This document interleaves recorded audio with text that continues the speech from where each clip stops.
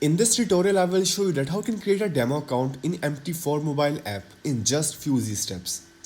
First thing you need to do is download MT4. I have already made a video on how to download MT4 on your mobile and PC. So if you have not done it yet, first download MT4 and then open the app. Now, here you will see option like add a new account. Simply tap on it. Next, you will see these two options. Tap on open a demo account. You do not need to log in an existing account because we are creating a demo account.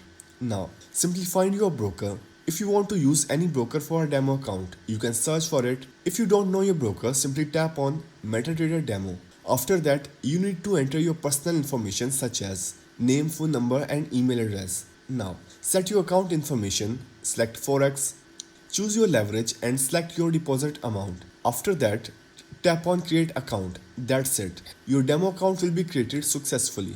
Now tap on the chart icon and here it is. So that's how you can create a demo account in MT4 mobile app in just few easy steps.